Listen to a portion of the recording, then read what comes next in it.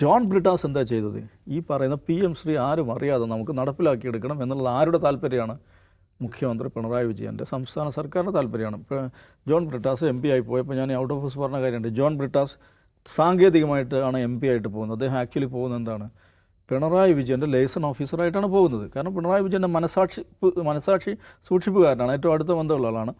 അപ്പോൾ ലൈസൺ ഓഫീസറായിട്ട് ഡൽഹിയിൽ ഒരാൾ ഉണ്ടായിരിക്കുക അത് മോശം കാര്യമൊന്നുമില്ല. അയാൾ MP പദവിയിലിരിക്കുമ്പോൾ അദ്ദേഹത്തിന് കുറച്ചും കൂടെ സൗകര്യങ്ങൾ കിട്ടും. കാരണം സംസ്ഥാന സർക്കാരുമായി ബന്ധപ്പെട്ടുള്ള കാര്യങ്ങൾ വിവിധ മന്ത്രാലയങ്ങളിൽ മന്ത്രിമാരുമായിട്ട് മാത്രമല്ല ഹയർ അവിടുത്തെ സെക്രട്ടറിമാരുമായിട്ടും ഉയർന്ന ഉദ്യോഗസ്ഥരുമാരുമായിട്ടൊക്കെ എളുപ്പം കമ്മ്യൂണിക്കേറ്റ് ചെയ്യാനും ഫയലുകൾ എളുപ്പം നീക്കാനൊക്കെ പറ്റുന്ന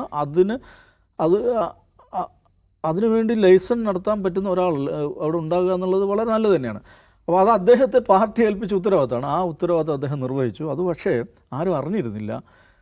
കേരളത്തിൽ വിവാദമായൊരു കാര്യമാണ്. അത് മന്ത്രി തന്നെ സഭയിൽ പറഞ്ഞപ്പോൾ സ്വാഭാവികമായിട്ടുണ്ടാകുന്ന വൈക്ലഭ്യം അത് അദ്ദേഹം അനുഭവിക്കേണ്ടി വരും.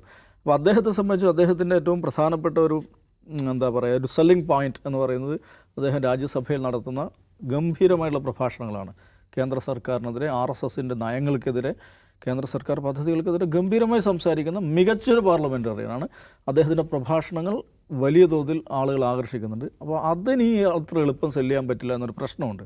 കാരണം ഇതിന് ഈ സ്വന്തം ഘടകകക്ഷിയായിട്ടുള്ള CPIയെയും LDFൻ്റെ ക്യാബിനറ്റിനെയും കേരള ജനതയെയും എല്ലാം ഇരുട്ടിൽ നിർത്തി നടപ്പിലാക്കിയ ഒരു പദ്ധതിക്ക് വേണ്ടി അവിടെ പോയി പാലം പണിതെന്നുള്ള എൻ്റെ വാക്കല്ല, മന്ത്രിയുടെ വാക്കാണ്. അവിടെ പോയി പാലം പണിതത് നിങ്ങളായിരുന്നല്ലോ എന്ന ചോദ്യം ജോൺ ബ്രിട്ടാസ് അഭിമുഖീകരിക്കേണ്ടി വരും. അദ്ദേഹത്തിന് വ്യക്തിപരമായൊരു നഷ്ടമാണ്. അദ്ദേഹം പാർട്ടിക്ക് വേണ്ടി ചെയ്തൊരു കാര്യമാണ്. അതിനുവേണ്ടി അദ്ദേഹത്തെ ഒറ്റത്തിരിച്ച് ആക്രമിക്കുന്നത് ശരിയുമല്ല. പക്ഷേ അതിന് വ്യക്തിപരമായ അദ്ദേഹത്തിൻ്റെ പൊളിറ്റിക്കൽ കരിയറിൽ, കാരണം അദ്ദേഹത്തിൻ്റെ ഒരു ഇമേജ് ബിൽഡിംഗ് ഉണ്ടായിട്ടുള്ളത് ഒരു ഫൈറ്റർ എഗെയിൻസ്റ്റ് മോഡി റെജീം എന്നുള്ള ഒരു ഇമേജിനെ ഇത് വലിയ തോതിൽ ബാധിക്കുന്നുണ്ട്.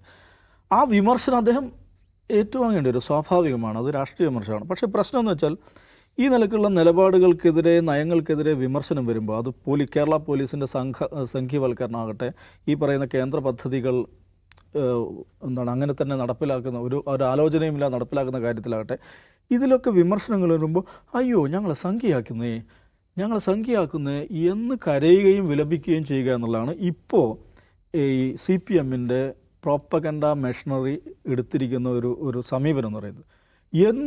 ഏത് വിമർശനം ഉന്നയിക്കപ്പെടുമ്പോഴും ഞങ്ങളെ സംഖ്യയാക്കുകയാണ്, എല്ലാവരെയും സംഖ്യയാക്കുകയാണ്, ഇങ്ങനെ എല്ലാവരെയും സംഖ്യയാക്കി എന്താ ചെയ്യുക എന്ന കൂട്ടക്കരച്ചിൽ അതൊരു രാഷ്ട്രീയ പ്രതിരോധമാവില്ല.